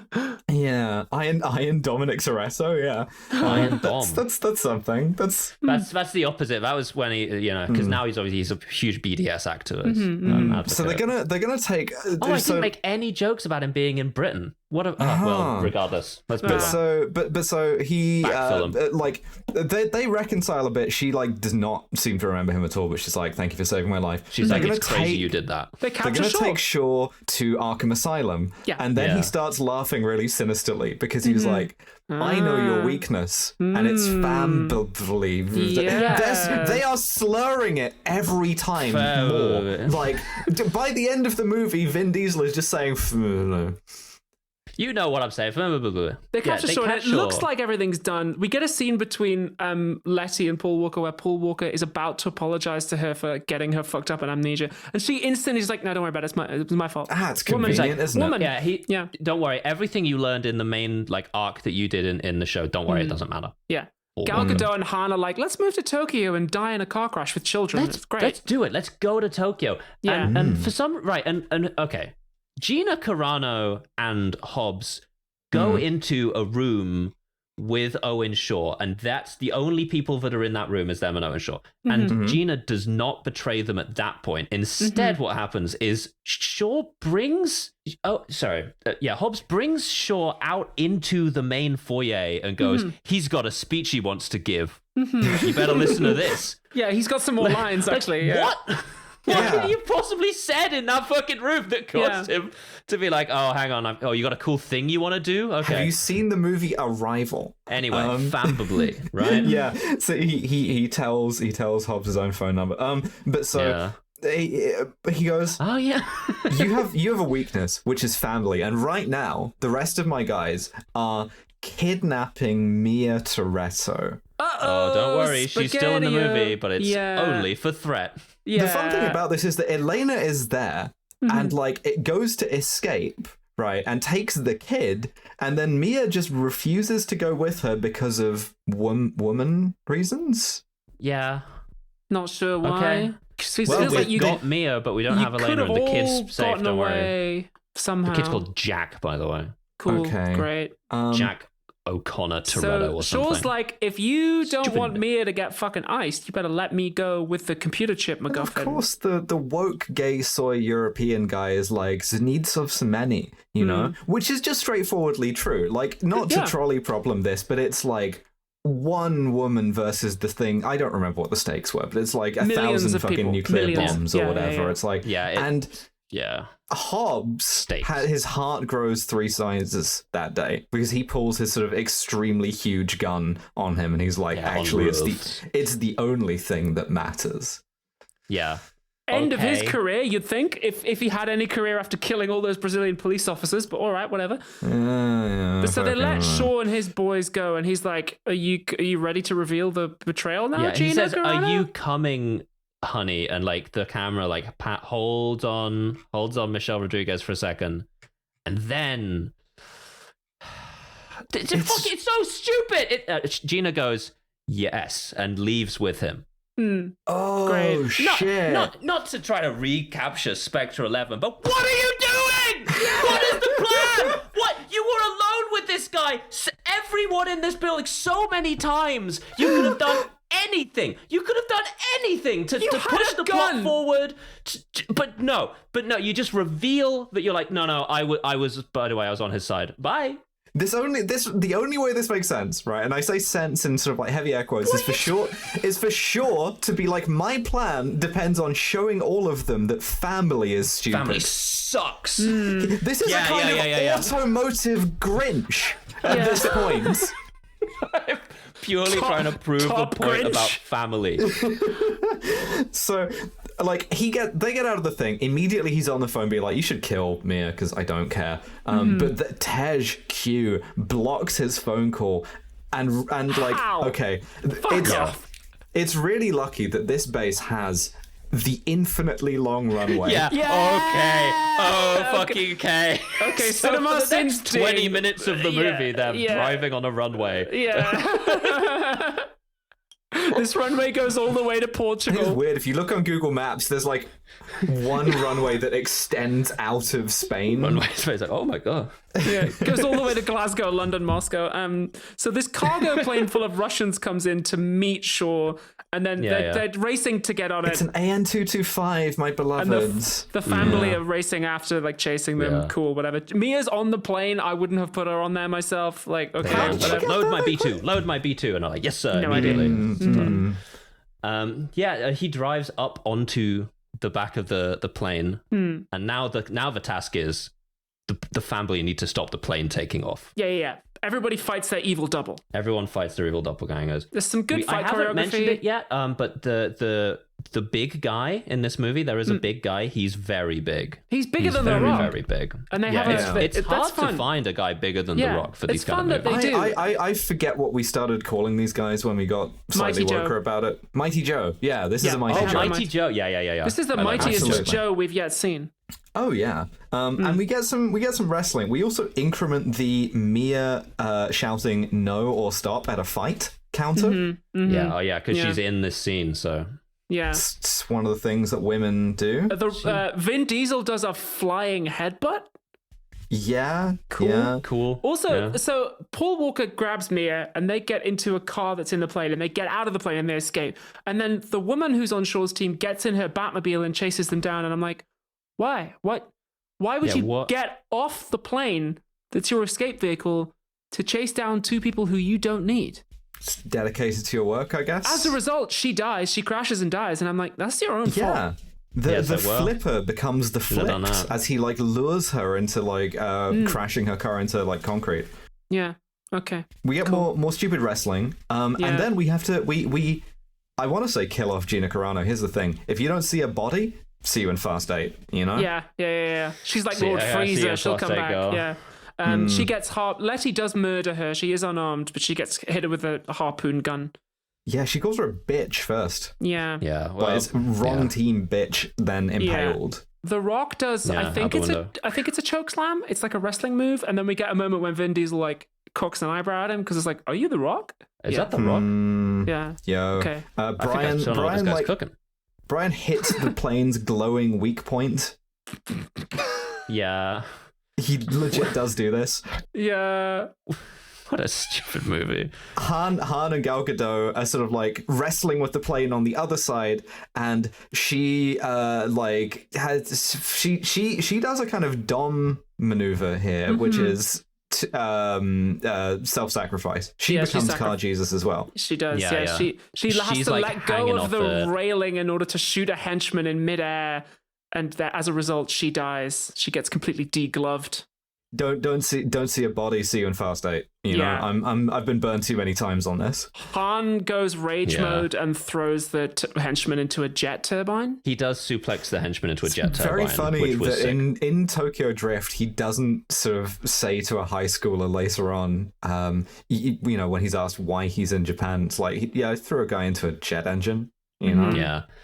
Han is hitting on me, but like insisting that he only do it from a rear 3/4 view. I'm like Hedwig and the Angry Inch. Like he's becoming intimately familiar with the back half of me. What? From behind, you look a lot like a. Yeah. This is like there's like a shot of him like looking really sad as well. And like this is the moment where he's like, fuck, I gotta go groom a teen. I gotta go and then die. Tokyo right now. There's a lot of lines in this movie that I would have pulled as drops because they sound kind of horny, such as The Rock saying, "We go in tight, let me do all the talking, and you got my back on it," which I captioned as tops when we've got "You're lucky I missed my shot," which is T-girls when they have to top. Put them in as post drops. I don't know Stick how them to all do in. that, and I probably won't, is the thing. I probably won't do it either. No. Just imagine those things. And then here's the make thing. a nice episode art. The plane is about to crash. Dom is the only one left on it. Yes. Like, Letty escapes. And this is a sort of useful advice, like tips that you can use every day. If your plane is about to crash, get in a car. Get in a car. It's got a different health bar, you know? Worst case, you get thrown out of the car. He punches Shaw out the back of the plane. So Shaw. Oh, yeah, Shaw dies. Don't see a body. Don't see a body. See you fast 8. See it fast 8. Yeah. Dom goes back for the fucking whatever computer device. chip. The MacGuffin. It's whatever it's literally device. just like computer it's indispensable. a suitcase shaped thing. It's like whatever. Mm-hmm.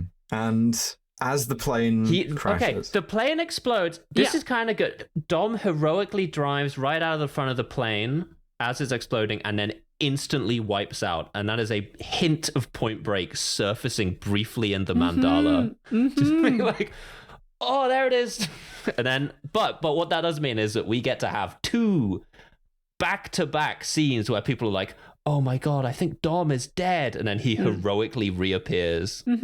He walks out of the flames with a suitcase. Letty runs to him and they kiss. Han is really upset. Someone's like, where's Gal Gadot? Don't even know. Like, where's that lady who just used to stand around and not say anything? It's like, now she's not even standing around. That last, was she? Yeah. Was there more of us? Yeah. They kind of wordlessly hug him. Like, was that Rita Ora? I think Rita Ora might have been here. Where's Gina Carano? Is that Abigail Thorne? Not kind of working out any of this stuff. So then, right, Dom hands over the thing, right, and Elena is there. Elena's there.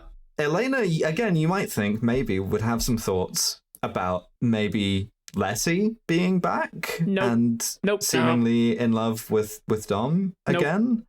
And she just goes, no, I care about my dead husband too much, I guess. Yeah, so we go back to LA first because Dom gives The Rock the case and he's like, I want a full pardon and I want my old house back in LA. Sorry. So we get a barbecue ending at the LA house with the family. And this is where Letty and Elena have this chat. And then Elena's like, I won't come between you and Dom. The cops are my family. Problems that could be solved with polyamory. One last chance to pass the Bechdel test. Absolutely fumbled. No. Yeah. And so Elena in this conversation with Dom drops the thing that I think dynamites anything the film has been trying to do or the franchise has been trying to do. And this is the really, like, I think dark bit to me. She's like, you have your family and I've got mine, indicating badge. Yeah, brackets cops, brackets American, which I was never a part of. I was a Brazilian cop and then on the run. Like, I've never been an American cop. All cops are in a kind of polycule hive mind together. I believe this. And they have shared values, which are to be plebs. They're pleb people. Yeah, but like those values are to be respected as equal to the values of the family Carmen. Which is something that the previous movies were there to, like, explicitly kind of refuse, right? And the sort of, like, wedge that we batted into that with Roman Pierce with Too Fast, Too Furious, right? Is now it's just fully open. It's like, you can be a cop, it's fine. That's cool, actually. Yeah. In fact, Vin Diesel even says to The Rock, he's like, yeah, you're not bad for a cop. And it's like, okay, great. Okay. We're just cool with cops now because that's more marketable. See you in the next movie. Yeah. As Letty and Elena are talking, Ludacris is like, oh, that's awkward, but it's sexy as hell. And it's like, fuck you. Like, Men are pigs, but also the thing is as well, like, you could do an interesting kind of like cop criminal rivalry, right? You can do some cat and mouse stuff. You could even do the thing that they were shooting for last movie, where it's like, oh, I want to catch him, but there's other stuff going on, right? We're just abandoning that because that's too hard and it's more marketable to be like, cops, cool thing to be, you know. And then fascinating marker of the steadily encroaching Christianity in the Fast and Protestant Furious series. specifically. Yes. Because Roman takes the first bite of the big family meal and is told that he has to say grace. And then he just does. He just unironically says grace, like nicely. He's like, and thanks. and a Christian grace. Bless you, God, for giving us, a new member of our family. And he's talking about the child. I'm like, Roman would not fucking say that. No, he would not. No. They've gelded my boy. My favorite line is, Father, we give thanks for all the choices we've made that make us who we are. Mr. Beast ass. That's That's not Protestant. just Mr. Beast What are you talking ass. about, brother? That's mega church ass. That's like God has forgiven me for my DUI conviction type shit. And that's gonna be the direction that we're heading. That's what direction we're heading. And we seem to end with, and thank you most of all, God, for fast cars. And then just after the little don't do Fast and Furious shit at home discllaimer, It's called the Beekeeper Initiative. Tokyo, baby. Yeah. We see a little flashback to Tokyo Drift. It's Han's final race. And then a mysterious car rams Han off the road, killing him, blowing him up, and drops Dom's iconic cross necklace right next to it as it blows up. And we pan up, and it's fucking Frank Transporter, baby! Yeah! Mr. Gay, asexual, transgender kicks you in the face himself. Woo! All right, sunshine. I heard you killed my Welsh brother. It's strange how many franchises Frank Transporter has been in. He's in the Transporter. He's in Collateral. Yes. Yeah. They need Frank an Transporter. even bolder man. Yeah, we've lost the guys with hair. The only fucking family member with hair left now is fucking Brian, and we know he's not long for this goddamn world. No. Jason Statham. Jason Statham tapping in for this. Should have been punished iguana guy from the. Just a single like leather shoe should have come down. It's like iguana leather or something. Oh fuck! You can see the sort of all the iconic shots of his iguana leather shoe hitting the accelerator. And that is well and truly Fast 6, a film I despised watching, but I enjoyed talking about with my friends. That's what does it say about masculinity? They'll enjoy listening to this, and then they won't even have to watch the movie. It says family kind of to a fault, maybe. Yeah, family is real. Family is fucking real. Number one. Like, I appreciate that it's not just blood family, right? It is in fact a chosen family in large part. But once you're in, you're there forever, right? You're thinking about doing like a kind of Banshees of Inisherin thing on Dom Toretto's family, where it's just like, I just don't fuck with imagine you just leaving anymore. and be like, I don't. Like, I just don't want to. Like, I don't fucking want to be in the family anymore. I'm done. I'm out. This would break Dom's That'll heart, probably be I a think. fucking plot, I'm sure. This would destroy his spirit, I think. But yeah, what this says about masculinity is that cops are cool, violence is cool, women are best experienced as like trad wives, and also kind of like cars, they're kind of sexual commodities. There's some incel stuff creeping in. Yes. And it's about kind of just hanging out, mostly being epic with your cars friends. and women are cars, but some women are okay. They can hang out. Children women are are the for future, men. but they're for over there. Yeah, the women can take care of the children even, because that way you don't have to talk to the women, and the women can just do women stuff kind of off screen, you know? Yeah. And it Grim.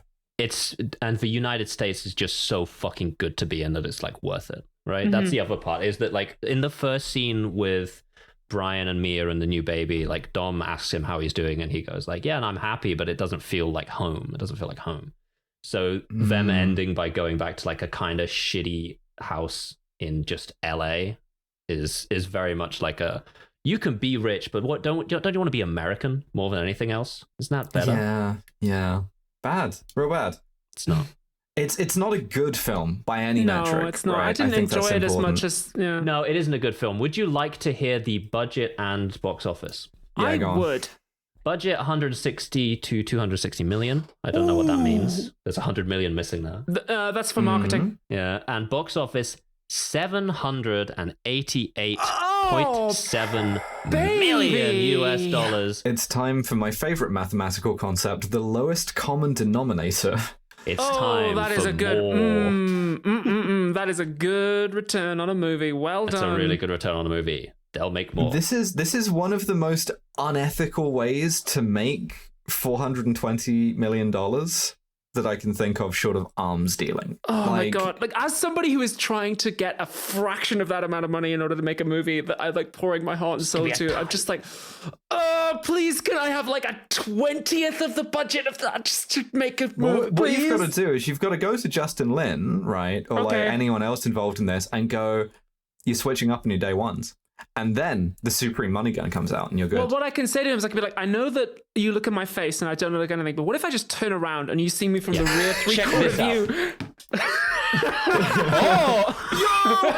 Oh, shit. Yeah, Whoa. all right. You're a star, honey. Incredible. I love the front of me. Okay. That's good, so that's good. All right. Any awards? We don't. Yes, Yeah, actually. Evil Han got a Kronstein, and that British cop gets a Good Night Cross. Yes, yeah. I believe that both Han and Gal Gadot get honorary Kronsteins for like technical Kronsteins as well. Yeah. Technical Kronsteins. Okay, so awesome. we have a science-based system on this podcast. It's called the Scum System. Wait, it feels wrong not introducing it the right way, but we don't have to just talk about this subjectively. We have a science-based system on this podcast. It's called the Scum System, and it stands for SMARM, Cultural Insensitivity, Unprovoked Violence and Misogyny. On a scale of 0 to 7, how smarmy is Fast 6? I think this is the smarmiest one yet. All of The Rock's lines and some of his fight moves are just like... It's very... This is a wrestler. This is The Rock. 6 You're or a familiar 7. with him. Yeah. This is a 7. Yeah, absolutely. Absolutely, it's a 7. Cultural insensitivity. Are we counting shuffling around a bunch of London to sort of like, we do that for everywhere, so it's the first time for it to be... They shoot everywhere like that. We only noticed because we know London. For that to be the first time we remark on it, whatever, not great. So, I mean, it does kind of posit like America is world police, just unironically. Yes, it does, and I think that's worth a couple points. Yeah, they just roll up in Moscow and start solving crimes. Do we get a 2 for that? Yeah, I mean, like, Spain is not really a place. I really don't like the woke European NATO guy. To me, and like any of The Rock's other interactions with British, air quotes, people, feel like so deeply arrogant, right? That it's like, I want to put on like, it's got to be like 3 for me, minimum. I think I agree with you. 3? Dev? I can't push it much past 3 though. Maybe there's not a ton of actual like racism. There's some annoying shit. No. And as always, the family is like racially Yeah. diverse, and that's shown as being a nice thing. Yeah, so. I get it. They take some task to be a racially diverse cast. Fine. They do 3 kind of though. reduce the evil family to race though. Like They gotta not do that. Yeah. Okay. we'll go 3. Yeah. Unprovoked violence. I think it's lower than the Brazil one. We do. Yeah. I mean, so like, The Rock runs over and mulches a bunch of cops. He hits the car, not really. He hits the cars and out of the way. He doesn't mulch them. He just kind of bumps them out of the way. Feels bad But as well. it's the same shit that Shaw is doing to like civilians later. It's like, not. It's not. He doesn't go over them. He does bump them sideways out of the way. It is different. Unfortunately, I'd have to go back and look, but I'm like, I mean, also we have Brian just like torturing Braga. There is some torture. The Rock does torture that guy in Moscow. Right at the very start. Yeah. That is unprovoked violence. Explicitly illegal as well. Yes, it is. Torture is certainly unprovoked violence. Yes, absolutely. Yes. I think maybe what it is it's less violent than the last one, but it's more smarmy about it, and that makes me want to put it higher than where it is. You know? Well, we've Does already that make given sense? it more points for Smarm. So how do we feel about a 4? I could do a 3 or a 4. Yeah, certainly. I'm gonna go 4. Like torture. There's 2 scenes of torture at least. It's not sort of hugely sadistic about it, but it is there. And then misogyny. Yeah, he only knocks him aside.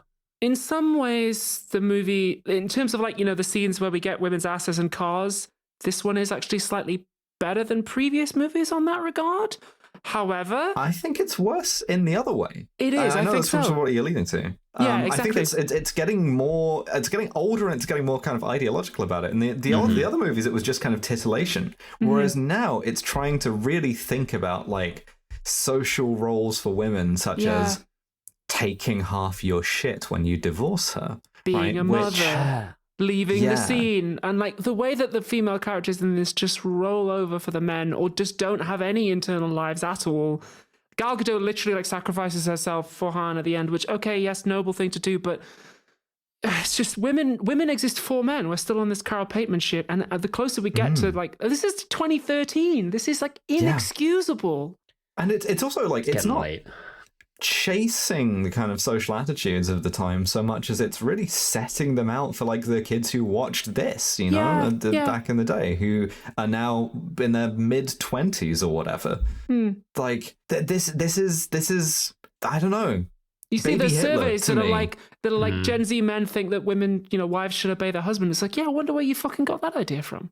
Yeah, this is like one snowflake in the avalanche, you know, and it's an early one as well. It is. I feel the last one was a 7. I feel this is as bad, but in a different way. I agree. We'll give it like a 7, but like a 7 in a slightly different font. Yeah, no problem. Yeah. That gives it a total score of 21, which is improved on Fast 5 by 1 point. That tracks, actually. So the direction is still, but we're kind of like starting to plateau a little bit here. I guess we'll see what happens in Fast 7. Maybe we're going to come back down. Maybe we've peaked and they'll get better. Or maybe the direction of travel will continue.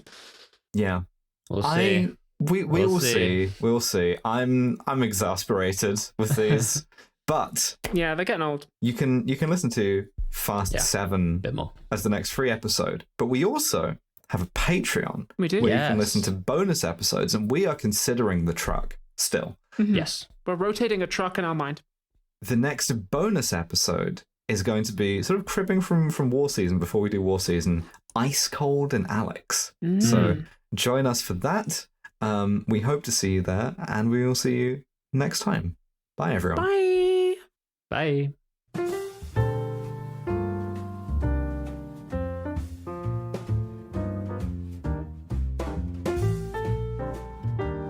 Thank you for listening to yet another episode of Kill James Bond. Next free episode in 2 weeks' time will, of course, be Fast 7.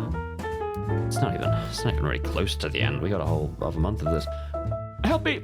Help!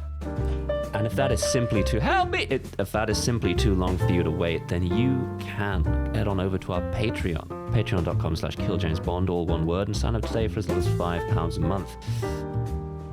Our next bonus episode will be Ice Cold in Alex, a movie that I recommend watching. Yes, it's from the past. Guess what? Everything that ever happened in the past. You fucking idiot. Just watch the movie. It's really good. And speaking, of course, of our beautiful Patreon supporters, we would be nothing. We would be dirt on the ground if not for our £15 and above supporters, and those are, here we go, Lo Bjornsdottir, Fenris Mayday, Candy Fox, No Name, Gustavo Lira, Elspeth Hunt, Jordan Gammy, Nick Boris, Frankenstein, Hannah Oberhardt, Gilva Gilded Dragon, The Asexual Pervert, George Rohak, Drone Lover, Yarrick, Live Free or Cry, Melody Moro Gonzalez, Labor Delenda Est. Update your username on a Thursday. That's a good tip. I always read this out on Friday morning just before I post the episode. Lexi the Feral Trucker. 5 more years. Ian died 2 episodes ago. Giganta 0234. Library Hitman. Olivia Alexandra. Willie Shinmeyer. Very Tired Therapist. Max Gamainhard. Jack Drummond. Strong Goose. Kill James Bond Highlights. Saiga. Trip. Carl S. Joseph Soche. I heard Stephen Miller was a pedophile. Isn't that crazy? He's not the only one.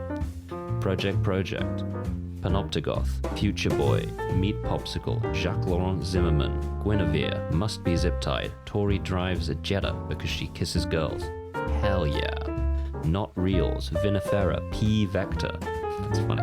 Lionel Johnson. Asher Rin, Cosmic Parking Lot, Chelsea Rose, Cassie's less cool little brother. Rhododendron, K May Be Okay, Athena V, Molly Powerslide, Ashley, The People's Pillow Princess, Da Dee Dee Dit, Danielle, Silly Vixen, Vita Brava, Chris Roth, Arizona Frog Strangler, My Cautious Ally, Parasocial Butterfly.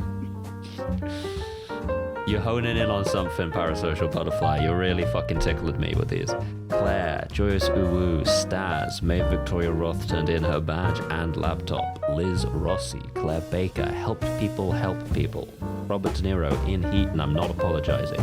Penile Sparing Vaginoplasty. You should go kinda fun and play Mega Church Tycoon. Science Daddy, Gender Swap Podcast, Ray, Anhedonia, some sort of family, Canadian family. Kagadon, Fast Andrea Rubius 6. Dr. Mrs. the Gay Rat, Saturday's Claire, Finn Ross, Lady Houndstooth, Seeks23. Probably 6. Yeah, 623.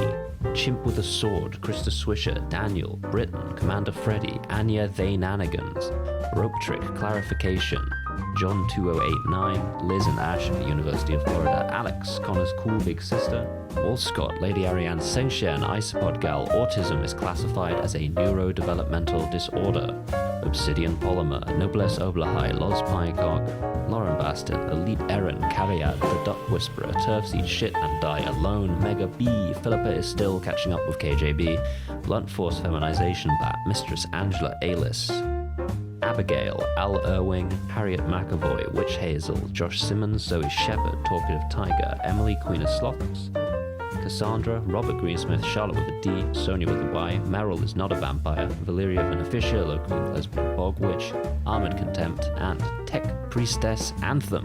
Thank you all for your support. Gail James Bond is Abigail, November, and Devon. Our producer is the wonderful Mr. Nate Pathay. Our editor is the fantastic Sam Martirosian. Our podcast art is by John DeLuca, and our website is by Tom Allen. And I like both of them too. And I'll see you next time.